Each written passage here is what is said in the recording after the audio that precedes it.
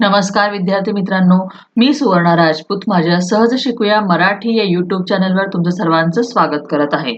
आज आपण शिकणार आहोत मराठी सुलभ भारती इयत्ता 8वी या पाठ्यपुस्तकातील पाठ क्रमांक 12 शब्दकोश.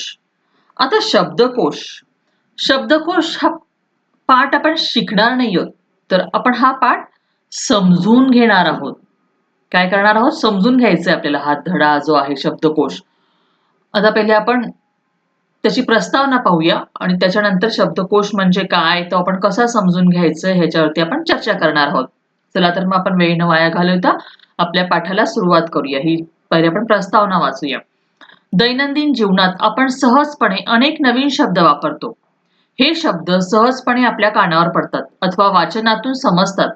संदर्भानुसार आपण त्यांचे अर्थ लावतो व त्यांचा उपयोग करायला शिकतो. प्रत्येक वेळी त्या शब्दांचा नेमका अर्थ किंवा अर्थछट्टा आपल्याला समजलेली असतेच असे नाही. भाषिक समृद्धीसाठी शब्दाचा नेमका अर्थ माहीत करून घेणे अत्यंत आवश्यक असते. यासाठी शब्दकोश हे महत्त्वाचे साधन आहे. यावर्षी आपण शब्दकोशाची ओळख करून घेणार आहोत. नवीन शब्दांचे अर्थ आपण शब्दकोशात पाहू शकतो. हे शब्द शब्दकोशातून कसे शोधता येतात त्याचे मार्गदर्शन या पाठातून मिळते. नवीन शब्दांचे अर्थ तुम्ही शब्दकोशात पाहायला शिकावेत, त्यांची सवय तुम्हाला लागावी व शब्दांच्या अर्थाची मजा घेता यावी या दृष्टीने या पाठाचा अभ्यास महत्त्वपूर्ण आहे. आता मी तुम्हाला सांगितलं की नाही, हा पाठ आपल्याला शिकण्यापेक्षा तो आपल्याला समजून घ्यायचा आहे. काय करायचं आहे? समजून घ्यायचं आहे त्याला. कारण की शब्दकोश तुम्ही इंग्रजीमध्ये त्याला डिक्शनरी असा शब्द वापरू शकतात. शब्दकोश याने की डिक्शनरी. योग्य. प्रत्येक भाषेचा शब्दकोश असतो. इंग्रजी, हिंदी, मराठी आणखी इतर प्रादेशिक भाषा आहेत. प्रत्येकाचा आपला शब्दकोश असतो. आता बघा, आपण भाषा जेव्हा बोलतो किंवा वाचतो, आता तुम्ही मराठी भाषा तुम्ही पुस्तकामध्ये वाचतात किंवा तुम्ही बोलतात, आजूबाजूचे शब्द तुमच्या कानावरती पडतात. तर ते शब्द लक्षात ठेवून तुम्ही त्याचा अर्थ तुम्हाला जो माहिती असतो त्याच्याप्रमाणे तुम्ही तो लावत असतात. बरोबर की नाही? पण शब्दकोशामध्ये जेव्हा आपल्याला भाषा समृद्ध करायची असते त्यावेळेला आपल्याला काय करायचं असतं? आता बघा, आपण मराठीमध्ये बोलतो. मराठीमध्ये बोलताना बऱ्याच वेळेला आता मोबाईल हा शब्द आपण सर्रासपणे वापरतो. फोनला आपण मोबाईल म्हणतो. जो हँडसेट आपल्या हातात जो फोन असतो त्याला आपण मोबाईल असं म्हणतो. मी मागे तुमच्याच वर्गाला का 7वीच्या वर्गाला एक प्रश्न विचारला होता, की मोबाईलला मराठीमध्ये काय म्हणतात? तर बऱ्याच जणांनी मला त्याचं उत्तर दूरध्वनी असं लिहून दिलं होतं. आता दूरध्वनी म्हणजे बऱ्याच वेळेला तुम्ही काय मराठीमध्ये जेव्हा ऐकतात तर दूरध्वनीवरून बोलणं म्हणजे फोनवरून बोलणं हा शब्द तुम्ही ऐकलेला असतो. म्हणून मला बऱ्याच मुलांकडनं रिप्लाय असा आला, की मोबाईल म्हणजे दूरध्वनी. बरोबर? पण हा शब्द तुम्ही ऐकलेला होता, पण तुम्ही त्याचा व्यवस्थित अर्थ समजून घेतला नाही. दूरध्वनी म्हणजे काय होतं, की लँडलाईन फोन. जे पूर्वी आपल्या घरामध्ये वायरला कनेक्ट असे लँडलाईन फोन होते ना, त्याला आपण दूरध्वनी म्हणायचो. पण हा मोबाईल जो आहे, जो आपण कुठेही नेऊ शकतो, त्याला आपल्या बरोबर घेऊन जाऊ शकतो, म्हणून त्याला भ्रमणध्वनी असं म्हणतात. तर आता हे शब्द तुम्हाला का लक्षात नाही आले? कारण की भ्रमणध्वनी हा शब्द तुमच्या कानावरती नेहमी पडत नाही. तो ऐकायला आपल्याला मिळत नाही, म्हणून त्याचा अर्थ आपल्याला माहीत नव्हता. दूरध्वनी, फोन म्हणजे दूरध्वनी हा शब्द बऱ्यापैकी सर्वांनी ऐकलेला असतो. म्हणून मला त्याचा रिप्लाय असा आला होता, की मोबाईल म्हणजे दूरध्वनी. पण नंतर मी ज्यांनी मला प्रश्न विचारला होता, मी रिप्लाय दिला होता, की मोबाईल म्हणजे भ्रमणध्वनी. म्हणजे काय, की आपण जे शब्द अर्थ ऐकलेले असतात किंवा जे शब्द आपल्या कानावर पडतात किंवा जे आपल्या वाचनामध्ये येतात, ते अर्थ आपण त्या शब्दांना जोडत असतो. मग शब्दकोशामध्ये काय असतं, की त्या शब्दांचा योग्य अर्थ काय आहे? तो कशाप्रकारे वापरला आहे? आता मराठी भाषा म्हटली तर एकाच अर्थाचे अनेक शब्द निघतात किंवा एकाच शब्दाला अनेक समानार्थी शब्द सुद्धा येतात. तर हे सगळं आपल्याला या शब्दकोशामध्ये शिकायला मिळणार आहे आणि हा शब्दकोश आपण कसा पाहावा हे आपण या पाठामध्ये शिकणार आहोत. यहाँ पे क्या है कि डिक्शनरी किस तरह से देखते हैं? अभी मराठी शब्दकोश जिसमें मैंने जैसे बोला कि मैंने पूछा था अभी 7th स्टैंडर्ड में पूछा, 8th स्टैंडर्ड में पूछा, मुझे याद नहीं है, पर मैंने क्वेश्चन पूछा था बच्चों को कि मोबाइल को क्या कहते हैं। तो बहुत सारे बच्चों ने मुझे रिप्लाई दिया था दूरध्वनि, क्योंकि बहुत सारे बच्चों ने ऐसा सुना होगा कि फोन यानी कि दूरध्वनि। पर दूरध्वनि यानी इसका मतलब होता है लैंडलाइन फोन, जो आपके घर में जो वायर से कनेक्ट होता है ना, उसे हम लैंडलाइन फोन कहते हैं, क्योंकि आप लोगों ने भी देखा नहीं होगा, मोबाइल ही सबके घरों में होते हैं। तो वो जो लैंडलाइन फोन होता है उसे दूरध्वनि कहते हैं, और मोबाइल को भ्रमण ध्वनि कहते हैं। अभी भ्रमण ध्वनि ये शब्द ज्यादा तरह से हमारे सुनने में नहीं आता है, हमने कहीं ज्यादा पढ़ा नहीं होता है, तो इसलिए बच्चों को पता नहीं था। तो ये जो शब्दकोश होता है, डिक्शनरी होती है, इसमें हमें यही देखना होता है कि उस वर्ड का सही मीनिंग क्या है, वो किस तरह से यूज किया जाता है, और डिक्शनरी किस तरह से हम लोग देख सकते हैं। डिक्शनरी को देखने का भी एक तरीका होता है, तो वो तरीका और डिक्शनरी में से क्यों हमने डिक्शनरी क्यों देखना क्यों चाहिए, क्यों उसका बारे में हमने पढ़ना चाहिए, सीखना चाहिए, ये सब हमें इस लेसन में पढ़ना है, समझना है। यहाँ पे इस लेसन में आज आपको मैं समझना है यही बताऊंगी, क्योंकि हमें पढ़ना नहीं है, समझ के लेना है, प्रॅक्टिकली हमें समझ के लेना आहे। लक्षात येते तुम्हाला? हा समजून घ्यायचा आहे आपल्याला पाठ। चला तर मग आपण थोडासा कठीण वाटेल, पण मी जितकं मला सोपं करता येईल तितक्या सोप्या पद्धतीने तुम्हाला समजून सांगण्याचा प्रयत्न करणार आहे। आता शाळेमधल्या सुट्टी मधली सुट्टी जी असते तेव्हा नेहा आणि सायली या दोन मैत्रिणींचा संवाद झालेला आहे बघा, मराठी शब्दकोश अशा पद्धतीने असतो। आता बघूया आपण यांचा काय संवाद झालेला आहे तो। मी आता पूर्ण पहिले पॅसेज हा परिच्छेद आहे तो वाचते, आणि मग त्याच्यानंतर आपण त्याच्यावर चर्चा करूया। नेहा, सायली, स्वातंत्र्य दिन, प्रजासत्ताक दिन या शब्दांमधील दिन शब्दाचा अर्थ दिवस असा आहे, हो ना ग? हो, असाच आहे, का ग? नेहा, अगं मागच्या धड्यात हा शब्द आला होता तेव्हा बाईंनी या शब्दाचा अर्थ सांगितला होता गरीब। सायली, दोन्ही शब्द नीट बघितलेस का तू, कसे लिहिले आहेत ते? नेहा, आपण आता पुस्तकातच बघूया शब्द कसा लिहिलाय ते। सायली, हो, हा बघ मागचा धडा, हा शब्द दीन। नेहा, अरे हो, शब्द एकच असला तरी दोन्ही शब्द लिहिण्यामध्ये फरक आहे। सायली, बरोबर। दीन, दीन या शब्दात दी हा दीर्घ आहे, म्हणजे दीन म्हणजे गरीब, आणि दीन या शब्दामध्ये हा दी रस्व आहे, दीन म्हणजे दिवस। नेहा, शब्दांची किती गंमत आहे ना, अक्षरात वरवर साम्य आहे, पण लेखनातल्या फरकामुळे अर्थात केवढा फरक। सायली, आपण दोघी जणी असे नवीन शब्द आणि त्यांचे विविध अर्थ रोज समजून घेऊया। नेहा, अगं पण कसे, आपल्याला सारखे बाईंकडे जावे लागेल ना अर्थ विचारायला। सायली, अगं नाही, मला माहित आहे त्याची गंमत, शब्दांचे अर्थ आपण आपले कसे शोधायचे ते मी तुला दाखवते। सायली आणि नेहा यांच्याप्रमाणेच शब्दांचे अर्थ शोधण्याचा आनंद तुम्ही घ्यायला हवा आहे। त्यासाठी तुम्ही या पाठातून शब्दकोश म्हणजे काय, त्याची रचना, तो कसा पाहावा याबाबत माहिती करून घेणार आहात। आता बघा, नेहा आणि सायली दोघी मैत्रिणी आहेत, तर त्यांना प्रश्न पडला की दीन, आता दीन हा शब्द म्हणजे, आता दिन बोलताना आपण काय बोलतो, दिन, आणि दिन, प्रजासत्ताक दिन, स्वातंत्र्य दिन असं आपण म्हणतो की नाही। मग हा दिन आणि हा दिन उच्चार पण सारखा आहे, शब्द दिसायला पण सारखे आहेत, पण त्यांच्या अर्थामध्ये मात्र फरक आहे। आता दीन, इथे हा दी काय आहे, दीर्घ आहे। काय आहे, दीर्घ, म्हणजे याचा उच्चार थोडा लांब होतो, दीन। लॉन्ग प्रोनाउंसिएशन होता है इसका, ये दीन का क्या होता है, दीर्घ ई की मात्रा यहाँ पे आने की वजह से इसका जो प्रोनाउंसिएशन है वो थोड़ा लॉन्ग होता है, दीन असं म्हणतो आपण। मग त्याला आपण त्याचा अर्थ काय होतो, गरीब। जेव्हा दीर्घ दी असतो त्यावेळेला त्याचा अर्थ गरीब असा होतो, आणि ज्यावेळेला रस्व दी असतो, दिन, स्वातंत्र्य दिन, प्रजासत्ताक दिन, बरोबर की नाही, असं आपण दी म्हटलं की हा रस्व, याचा उच्चार कसा होतो, रस्व होतो, म्हणजे छोटा आखूड उच्चार होतो त्याचा, शॉर्ट उच्चार म्हणता येईल आपल्याला, दिन असं आपण बोलताना तुम्ही जेव्हा उच्चार कराल ना तेव्हा तुमच्या लक्षात येईल, शॉर्ट प्रोनाउंसिएशन होता है इसका, तो इसे इस दिन को हम दिवस के रूप में इसका अर्थ जाना जाता है। याचा अर्थ काय होतो, दिन म्हणजे दिवस।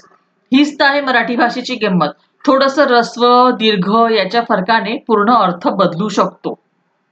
आणि हेच अर्थ काय असतात, कशा प्रकारे शब्दांची रचना असते हे बघण्यासाठी आपल्याला शब्दकोशाचा वापर करायचा असतो आणि तो शब्दकोश कसा पाहायचा हे आज आपण शिकणार आहोत. यही तो भाषा लैंग्वेज की यही क्या बोल सकते हम खासियत होती है कि रस्व दीर्घ ऐसे छोटे छोटे बातों से या फिर कोई एक एखादा अक्षर इधर उधर होने से पूरे शब्द का अर्थ चेंज हो जाता है, उनमें अलग अर्थ हमें मिलता है. तो ये सब शब्दों के अर्थ कैसे होते हैं, किस तरह से शब्दकोश की रचना की गई होती है, शब्दकोश यानी डिक्शनरी की रचना किस तरह से की गई होती है, ये सब हमें इस लेसन में पढ़ना है.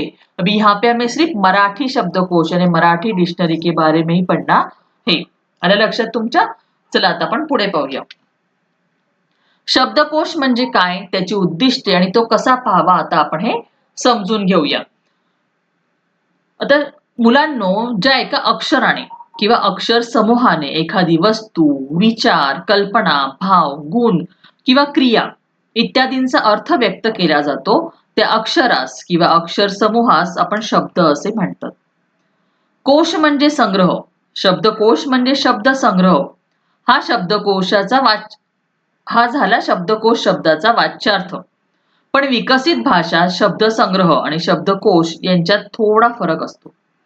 एखाद्या भाषेच्या विशिष्ट क्षेत्रातील मर्यादित शब्दांच्या संग्रहाला शब्दसंग्रह किंवा ग्लोसरी असे म्हणतात.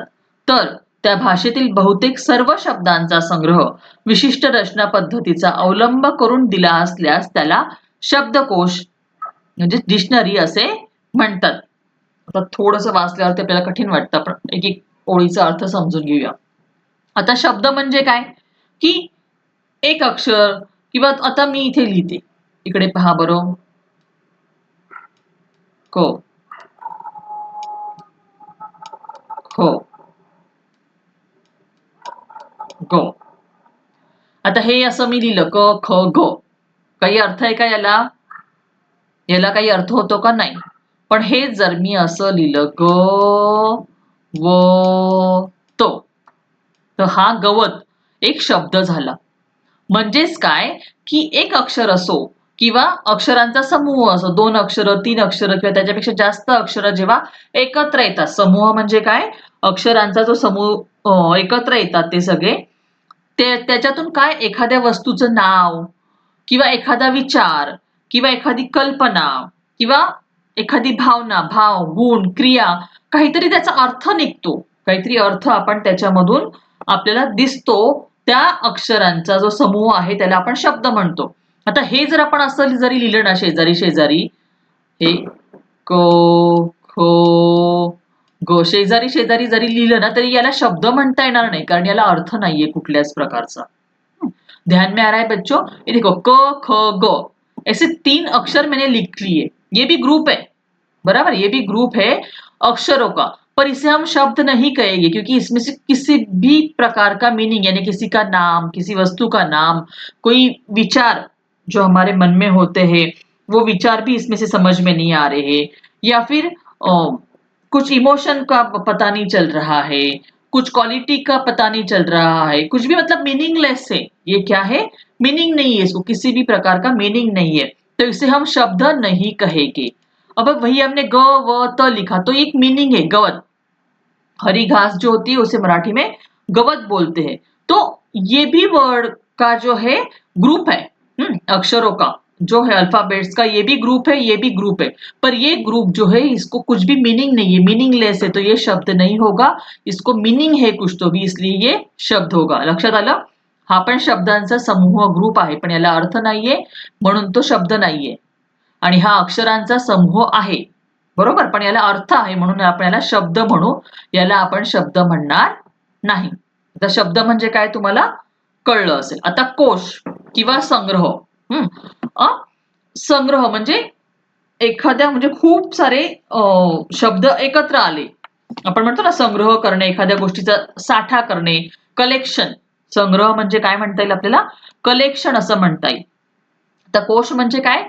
संग्रह म्हणजे कलेक्शन, म्हणजे खूप शब्द एकत्र आले तर त्याचा अर्थ होतो शब्द संग्रह. लक्षात आलं? आणि हा झाला शब्दकोशाचा वाच्यार्थ. वाच्यार्थ म्हणजे त्याचा मूळ अर्थ झाला. बोलण्याचा जो आपला आहे ओरिजिनल मिनिंग त्याचा होतो. शब्द संग्रह म्हणजे काय की वेगवेगळ्या प्रकारचे शब्द एकत्रित येणे.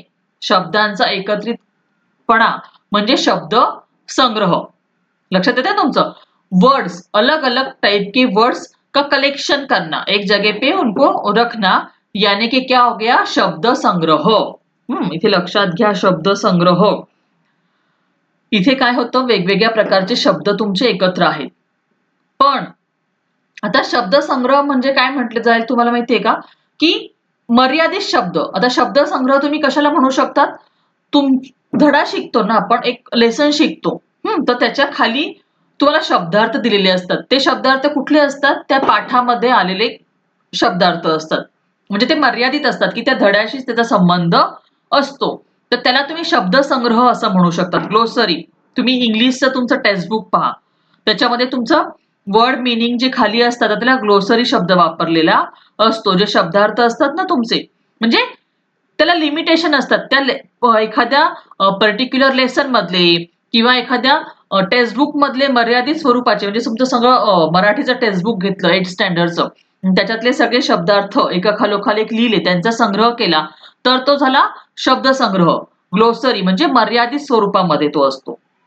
समझ में आ रहा है बच्चों आपको? शब्द संग्रह यानी कि शब्दों का कलेक्शन.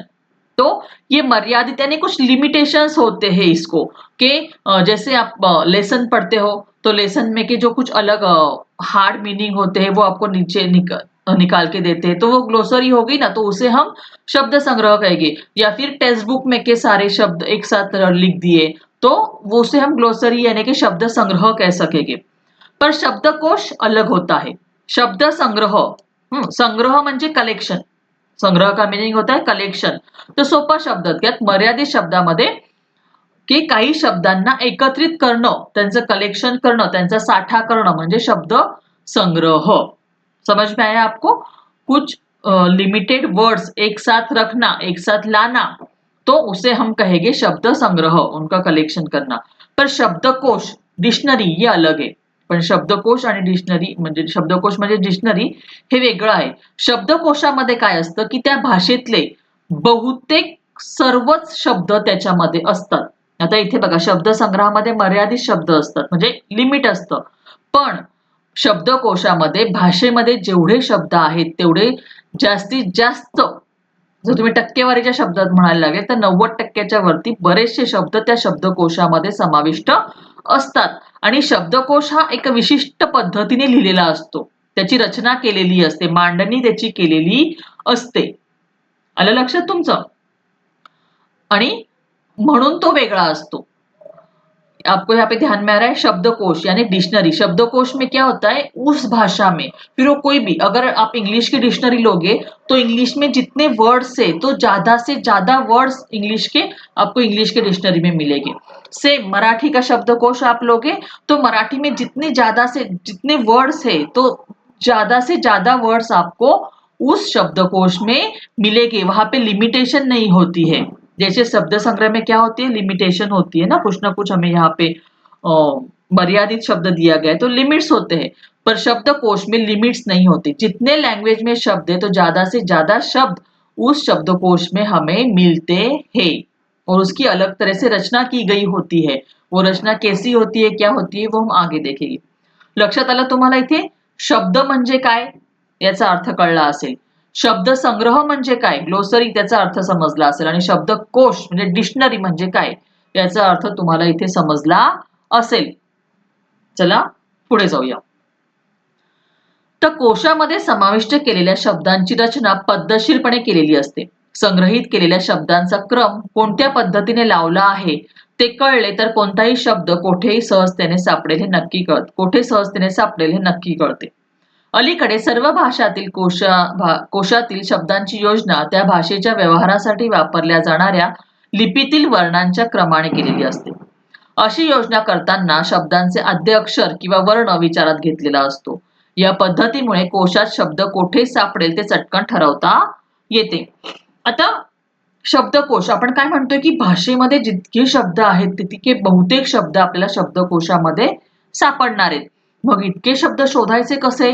आता एक शब्द छोटासा शोधायचा आहे म्हणजे पूर्ण आपण शब्दकोश चाळायचा का? नहीं, तो त्याची एक विशिष्ट रचना असते.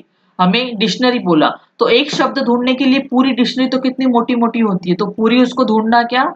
तो नहीं, उसका एक सिस्टम होता है, तो वो सिस्टम कैसे वो हम आगे अभी देखने वाले हैं. अभी हमें यहाँ पे क्या देखना है? उद्दिष्ट कि शब्दकोश का पाहायचा. डिक्शनरी हमें क्यों देखनी होती है, तो उसके जो उद्दिष्ट है वो हमें यहाँ पे पहले देखने हैं. उसके बाद में हम धीरे धीरे जाएंगे आगे बढ़ते हुए कि किस प्रकार हमें शब्दकोश देखना आहे. प्रत्येक शब्दाला विशिष्ट अर्थ असतो तो आपल्याला कळतो. म्हणजे प्रत्येक शब्दाला काही ना काही अर्थ असतो तो आपल्याला शब्दकोशातून समजत असतो. शब्दाचा योग्य अर्थ माहीत करून घेण्याची सवय लागते. आता मी तुम्हाला सांगितलं की नाही, मोबाईलला भ्रमणध्वनी म्हणतात, दूरध्वनी नाही. म्हणजे योग्य अर्थ आपल्याला माहिती घेऊन करून घेण्यासाठीची सवय आपल्याला म्हणजे शब्दांचा योग्य अर्थ शोधण्याची सवय आपल्याला शब्दकोश पाहताना लागत असते. शब्दाच्या अर्थाच्या छटा आपल्याला समजतात. म्हणजे एक शब्द असतो पण त्याच्या वेगवेगळ्या पद्धतीने त्याचा अर्थ सांगितलेला असतो. तो आपल्याला त्याच्यामध्ये समजत असतो. लक्षात येतंय तुम्हाला? म्हणजे व्हेरियस शेड्स एकच शब्द पण त्याच्या अर्थाच्या वेगवेगळ्या प्रकारच्या छटा वेरियस टाइप की जो शेड्स है वो हमें एक ही वर्ड्स की यहाँ पे समझ में आती है. शब्दकोश ही संकल्पना समजणे. मेन म्हणजे शब्दकोश काय असतो आणि त्याचं महत्व काय हे आपल्याला इथे समजतं. शब्दकोशाची गरज आणि महत्व. शब्दकोशाची गरज. जर एखादी भाषा तुम्हाला शिकायची आहे, त्याच्यात तुम्हाला पारंगत व्हायचंय, ती तुम्हाला व्यवस्थित बोलता यायला पाहिजे, तर तुम्हाला तो शब्दकोश अतिशय महत्वाचा असतो. शब्दकोश हाताळता येणे म्हणजे शब्दकोश व्यवस्थित प्रकारे बघणे, हाताळता येणे म्हणजे हँडलिंग करणे म्हणजे तो बघणे, कशा प्रकारे त्याला पाहायचं हे आपल्याला याच्यातून शिकायचं आहे. तो डिक्शनरी शब्दकोश हमें क्यों देखना होता है, तो हमें हर एक वर्ड को मीनिंग होता है कुछ ना कुछ, वो मीनिंग हमें उसमें समझ में आता है. प्रॉपर मीनिंग शब्दाचा योग्य अर्थ यानी कि हर एक वर्ड का प्रॉपर मीनिंग क्या है वो जानने की हमें आदत पड़ जाती है. आदत लग जाती है, हमें हैबिट हो जाती है कि यार इसका प्रॉपर मीनिंग क्या हो सकता है. जैसे मैंने आपको बोला कि मोबाइल यानी दूरध्वनि नहीं, भ्रमण ध्वनि होता है. तो इस तरह से हर एक वर्ड्स आपको हैबिट लग जाएगी किस तरह से देखने हैं. उसकी शेड्स क्या होती है, हर एक वर्ड्स को अलग अलग शेड्स होती है उसकी मीनिंग की, वो भी हमें समझ में आ जाती है. शब्दकोश यानी डिक्शनरी क्या मतलब उसकी क्या संकल्पना है, एक कंसेप्ट क्या है, डिक्शनरी की क्या कंसेप्ट है वो हमें यहाँ पे समझ में आएगी. हमें कोई भी लैंग्वेज सीखनी हो, कोई भी मराठी हिंदी हो या फिर और आपको तमिल कन्नड़ जो कुछ भी इंग्लिश कोई भी लैंग्वेज सीखनी हो तो हमें उस लैंग्वेज का शब्दकोश डिक्शनरी बहुत काम में आती है, बहुत इंपॉर्टेंट होता है उसका. और डिक्शनरी किस तरह से देखना है ये हमें यहाँ पे सब सीखना होता है. चलो अभी आगे बढ़ते हैं. काय असते शब्दकोशात? अभी इस शब्दकोश में क्या होता है वो हमें देखना है. डिक्शनरी मध्ये काय काय असतं या शब्दकोशामध्ये? शब्दांचा संग्रह असतो. काय असतो? शब्दांचा संग्रह म्हणजे वेगवेगळ्या प्रकारचे शब्द त्याच्यामध्ये एकत्रित केलेले असतात. शब्दांचे प्रमाणशीर उच्चार असतात. काय असतात? प्रमाणशीर उच्चार, प्रोनाउन्सिएशन. शब्दांचे योग्य उच्चारही तेवढेच महत्वाचे असतात. ते आपल्याला त्याच्यामध्ये सापडतात. उत्पत्ती, उत्पत्ती म्हणजे तो शब्द कसा निर्माण झालेला आहे, कुठून तो आलेला आहे, मूळ शब्द काय आहे ते आपल्याला तिथे समजतं. समानार्थी प्रतिशब्द म्हणजे त्या शब्दाला वेगळा काय समानार्थी शब्द आहे वेगळा, तो आपल्याला तिथे समजतो. संदर्भानुसार बदलणारे शब्दांचे अर्थ. आता संदर्भानुसार म्हणजे एक तुम्हाला मी सांगते, नाव. मराठीमध्ये नाव हा शब्द आपण घेतला. आता नाव, नावाचा अर्थ जर तुम्ही पाहिला तर इंग्लिशमध्ये नेम. काय म्हणतो आपण इंग्लिशमध्ये त्याला? नेम. NAM तुम्ही नेम म्हणतात ना, मी मुद्दाम मराठीत लिहिते तुम्हाला म्हणजे लक्षात येईल. नेम. आणि नाव म्हणजे छोटी होडी पण होते. नावचा अर्थ काय होतो? छोटी होडी पण होते. आणि होडी ना होती झालं चुकून माझं लिहिताना. हे बघा संदर्भानुसार बदलणारे अर्थ. नाव म्हणजे नेम पण होतं, नाव म्हणजे होडी पण होतं. तसंच कळ एक शब्द आहे बघा मराठीमध्ये. मराठीमध्ये असे खूप शब्द तुम्हाला सापडतील ज्याचे वेगळे वेगळे अर्थ निघतात. कळ, कळ म्हणजे खोडी काढणे पण होतो. एखाद्याची खोडी काढली ना आपण तर त्याला कळ म्हणतात. आणि कळ म्हणजे बटन. आपलं लाईटीचं वगैरे जे बटन असतं ना, आपण बटन दाबतो त्याला सुद्धा कळ असं म्हणतात. म्हणजे बघा तुम्ही आता की एकच शब्द पण त्याचे अर्थ खूप बदलतात. म्हणजे संदर्भानुसार मराठी भाषेमध्ये किंवा इतरही भाषांमध्ये अर्थ बदलत असतात. तर ते आपल्याला इथे समजतात.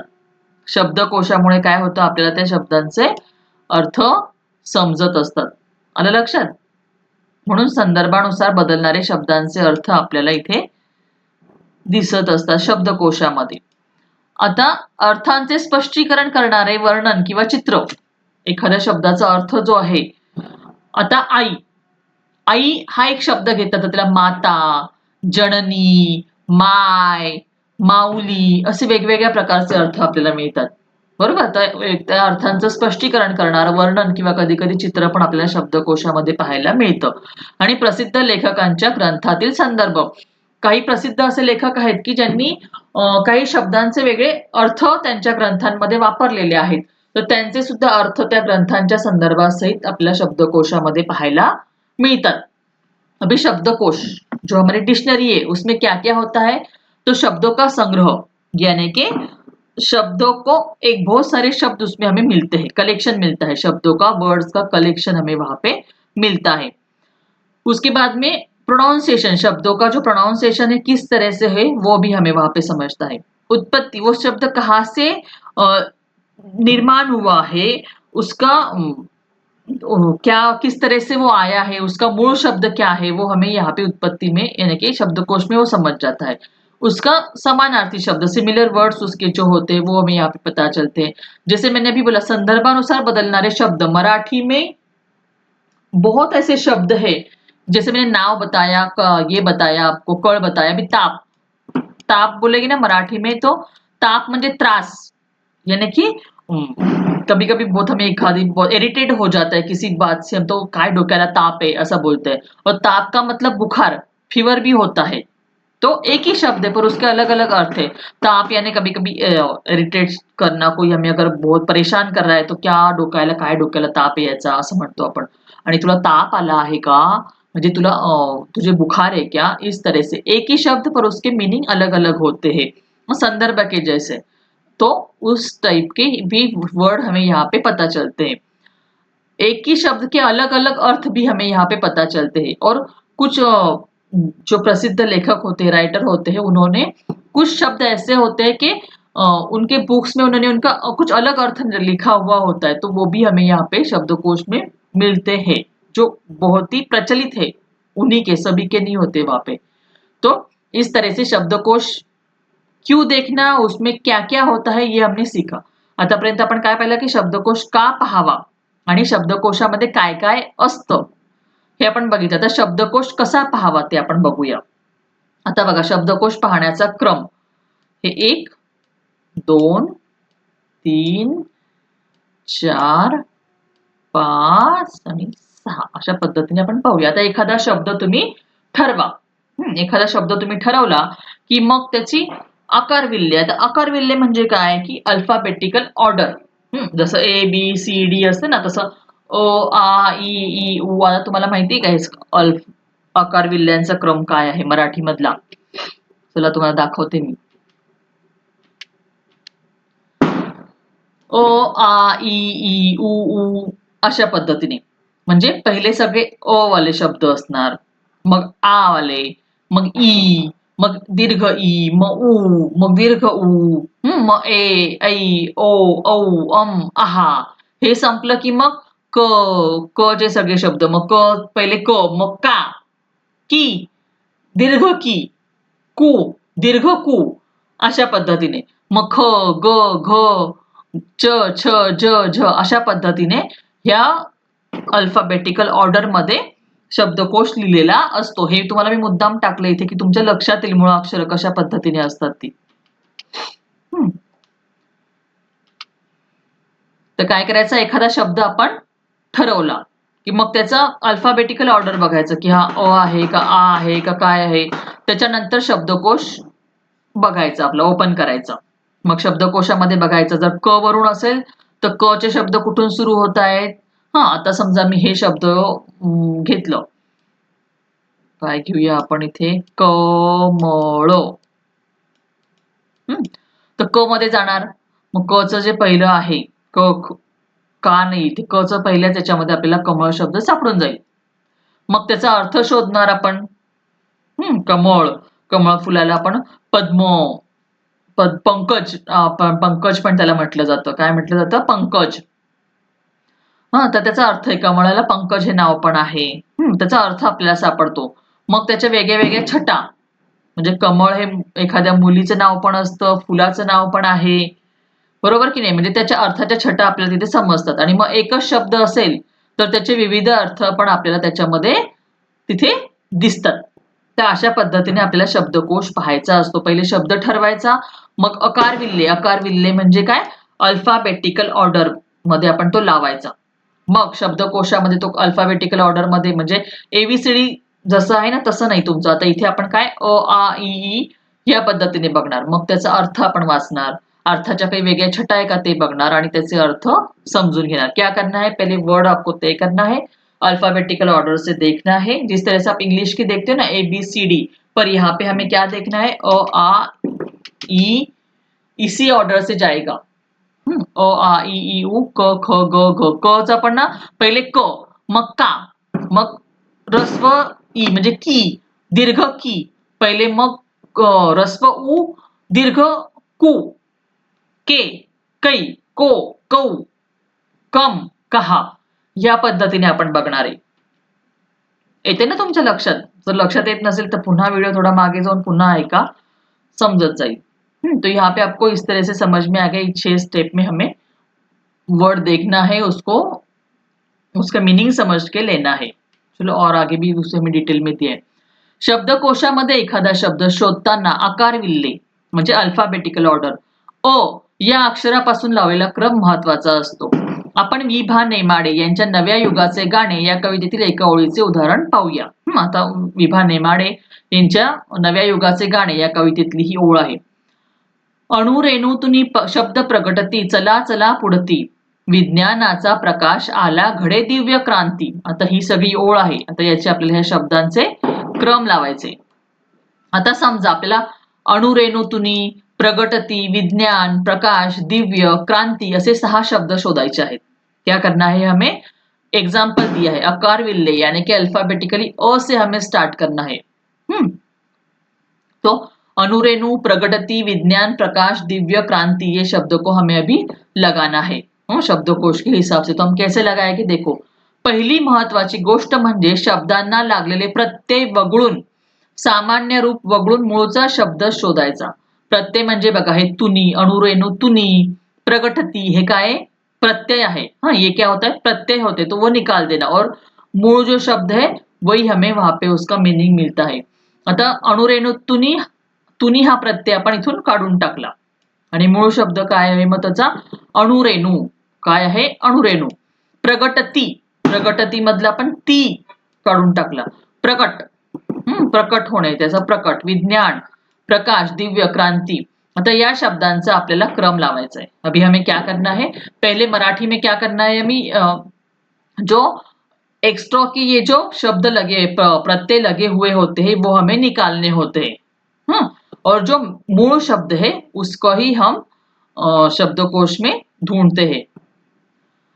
आता पहिलं अक्षर कुठलं येणार? अर्थात स्वरापासून म्हणजे अ आ ई पासून जर आपण बघितलं तर पहिला शब्द काय येणार? अणुरेणू. ओ. अ आ ई हम देखेंगे तो पहला शब्द क्या आएगा? अणुरेणू. याचा पहिला नंबर. आता अणुरेणू लागला. दुसरं काय येणार आता? प्रवी. आता इथे ऱ्स्व मधलं काही आहे का? नाही. मग आता पहिलं व्यंजन कोणतं येणार? क. त्याच्यानंतर काय येणार? क. म्हणजे मग क्रांती शब्द दुसऱ्या क्रमाला येईल.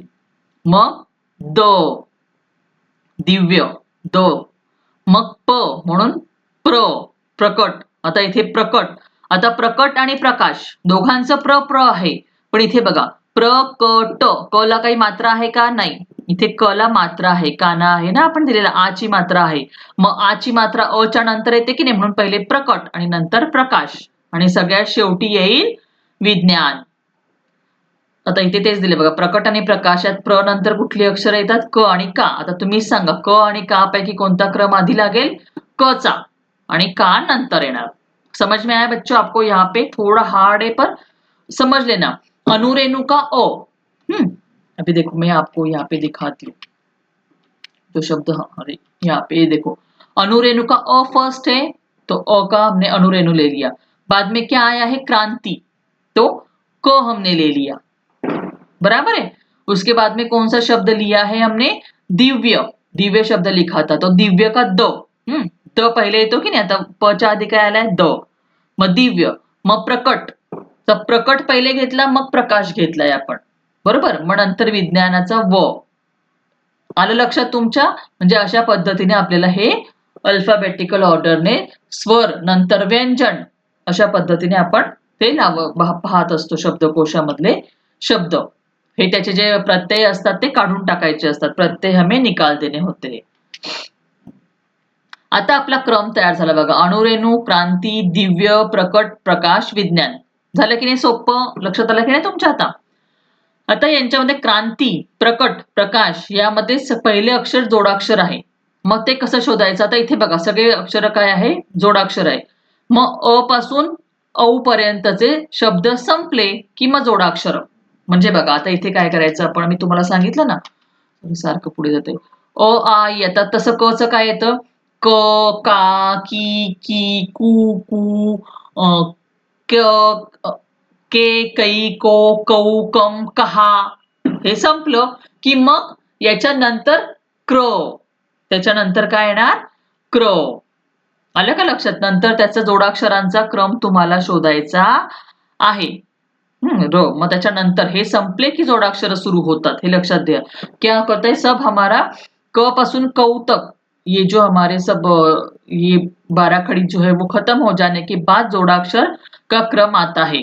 म्हणजे आता क्रांती शब्द शोधायचा आहे तर कौ नंतर आपण बघणार, क्रांती ढूंढना है तो कौ के बाद के शब्द में हम ढूंढने जाएंगे, आणि त्याच्यानंतर मग अनुस्वार असलेले शब्द पण, क्रांती, क्र सापडला मग क्रांती, आलं लक्षात।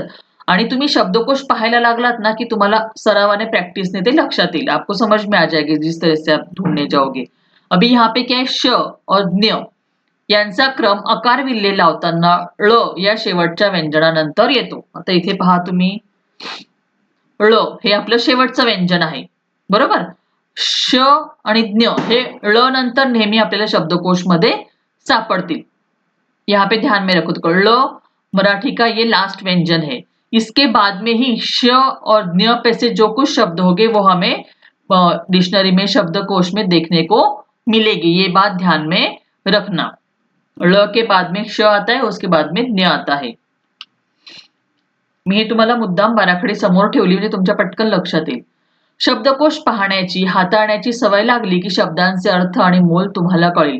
योग्य जागी योग्य शब्दांचा अर्थांचा शब्द तुम्ही वापरू शकाल। समर्पक शब्द मांडणीच्या प्रवासात शब्दकोश हे अत्यंत महत्वाचे साधन आहे। या साधनाचे महत्व जाणा, तुम्ही आता उच्च प्राथमिक गटात आहात, भाषिक समृद्धीच्या वाटचालीत शब्दकोशाचे महत्व जाणावे यासाठी या पाठाचा अभ्यास करणे योग्य ठरेल। आता बघा तुम्हाला मराठी भाषा शिकायची आहे की नाही, तर तुम्हाला मराठी भाषेतले शब्द, त्यांचे अर्थ हे माहिती असले पाहिजे।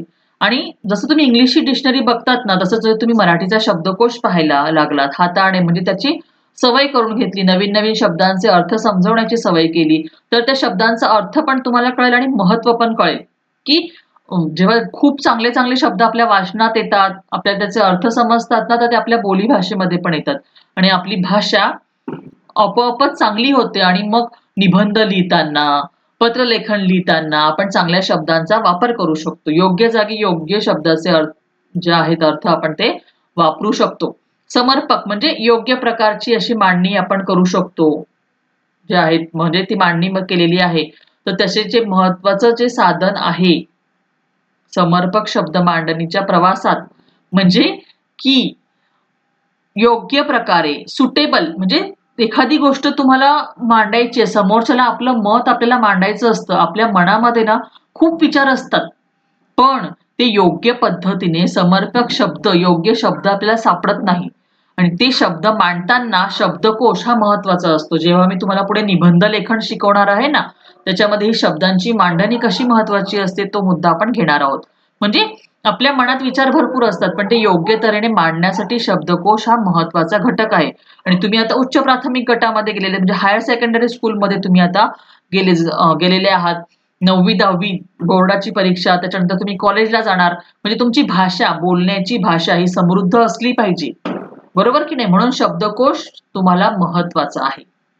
बच्चों, बहुत सारे अभी मेरे हिंदी भाषिक स्टूडेंट है, आप बोलते हो हमें मराठी नहीं आती है, हिंदी में बात करो, इंग्लिश में मीनिंग समझाओ. मुझे हिंदी में बात करना, इंग्लिश में आपको वो मीनिंग समझाना कुछ हार्ड नहीं है, मैं आपको इजीली वो सब बता सकती हूँ. पर अभी अगर हमें पढ़ाई के लिए, जैसे आपको इंग्लिश लैंग्वेज है तो आप इंग्लिश की पढ़ाई करते हैं, हिंदी है तो हिंदी की पढ़ाई करते हैं, तो मराठी की पढ़ाई उतनी जरूरी है.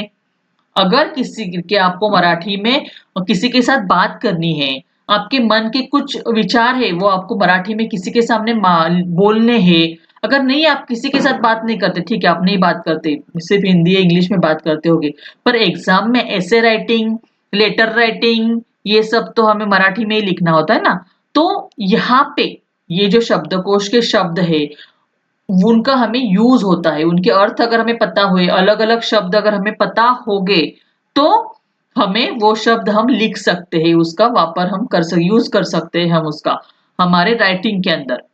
और मराठी एक बहुत ही प्यारी मीठी भाषा है, अगर इसको आप बोलने की कोशिश करोगे तो बहुत अच्छा लगता है हमें बोलने में. तो मैं तो कहूँगी कि आप ज्यादा से ज्यादा मराठी में बात करोगे आपके दोस्तों के साथ में, तो आपकी मराठी बहुत अच्छी तरह से हो जाएगी. पर क्योंकि अगर हम बोल सकते हैं तो ही हम लिख सकते हैं उस भाषा में, बराबर है ना. तो इसके लिए हमें क्या जरूरी होता है? शब्दकोश, डिक्शनरी.